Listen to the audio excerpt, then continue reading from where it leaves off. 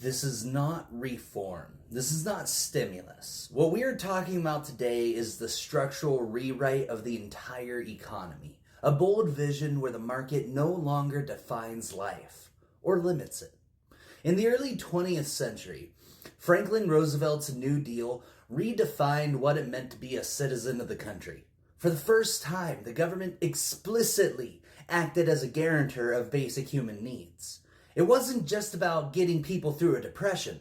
It was about remaking the foundation of American society to guarantee the well-being of its people, not as charity, but as an unbreakable contract. It was an admission. The state had a duty to care for its people, to provide them with shelter, work, and dignity. Fast forward to today, and we are once again at the edge of a precipice. The inequalities of the last century have exploded into a modern crisis. The economic system we have is broken. The working class is gasping under wage dependency. The poor are forced to barter their dignity for survival. And the planet is on the brink of collapse. The system that promised freedom has shackled people to cycles of extraction. It has made the basic essentials of life, housing, healthcare, education, energy, a commodity available only to those who can afford them. For the rest, they remain locked outside the gates. This is where the New Deal 2.0 comes in. This is our chance to rewrite the contract, not with charity, not with temporary relief, but with permanent structural change. We don't just want to end the cycle of poverty. We want to dismantle the system that creates it. We want to create the conditions where no one has to fight for basic survival, where no human being is ever reduced to an economic transaction. The New Deal 2.0 begins with the Minnesota Housing Sovereignty Act, a project that will serve as the lodestar, the guiding beacon for this revolution. If the MNHSA passes in 2027, Minnesota will have pioneered the proof. By 2031, the federal government will simply replicate what works. Faster, cheaper, smarter. What does that look like? By 2030, Minnesota will have built 5,000 sovereign homes. These are homes built not as speculative assets, but as a civil right. These are homes built to last, built with dignity, built by the people who will live in them. Not controlled by landlords, not governed by corporations, but owned by those who occupy them. A system of local fabrication hubs will be in place, testing out modular home building on an industrial scale, bringing production closer to communities, decentralizing power, and turning people into creators instead of consumers. This isn't just about physical infrastructure.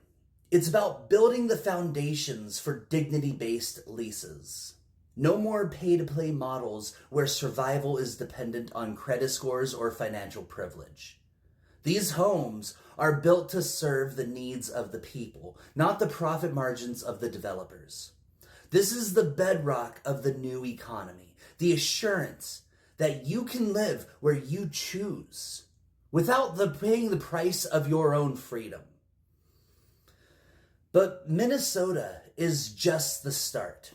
The federal acceleration will come quickly.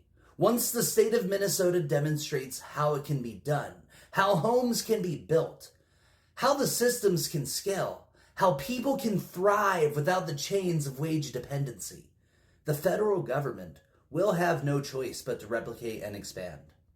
The barriers of bureaucracy, the inertia of a broken system, will begin to fall away as the New Deal 2.0 takes shape. And this is where the real revolution begins. Public fabrication networks, microgrid deployments, and post-market local provisioning. These are the systems that will move us from scarcity to abundance. They are the machines that will liberate the human mind from the shackles of labor. When people are no longer dependent on the paycheck, when their basic needs, food, shelter, healthcare, energy, are guaranteed, their potential is no longer restrained. The cognitive surplus of an entire generation is unleashed. The true wealth of a society is no longer measured in profit margins, but in potential, in creativity, in imagination. And that's just the beginning. Universal basic needs and universal basic income will replace the concept of wage dependency. These are not temporary measures. They are permanent features of the new economic landscape. Universal access to the basics, housing, food, healthcare, is not an act of charity. It is a basic human right. Universal basic income, it's the freedom to create, the freedom to imagine, the freedom to live without the daily terror of survival. No longer will people be trapped in the cycle of working for survival. No longer will a person be forced to choose between a job they hate and the basic necessities of life. With the New Deal 2.0, the economic engine that runs society will be restructured around human flourishing, not profit extraction. And how do we pay for it all? We nationalize asteroid mining. And this isn't some distant dream. It's an immediate and actionable plan. We're targeting asteroids like 1986 DA and 2016 ED85. Massive, rich in precious metals, and within reach by the mid-2030s. These resources aren't for billionaires to hoard. They're for the people. By taking these resources and redirecting them into the public infrastructure, we will fund the third reconstruction and the New Deal 2.0. Asteroid mining will make the price of survival irrelevant. It will fund the expansion of infrastructure, the installation of new fabrication hubs, the provision of free healthcare and education, and the implementation of fully funded housing. What's the end game here? This is Enlightenment capital, not monetary, but infrastructural. The systems we build are the real wealth of society.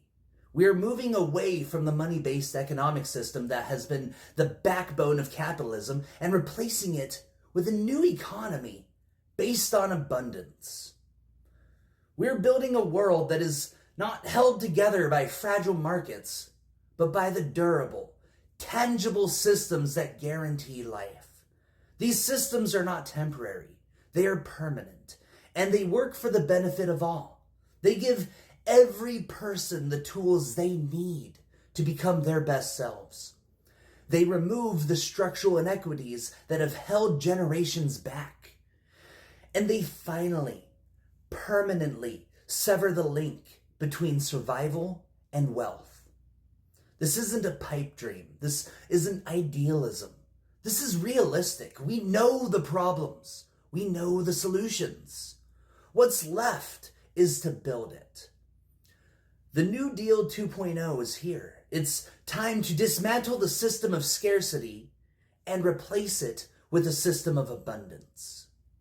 Let's build that world.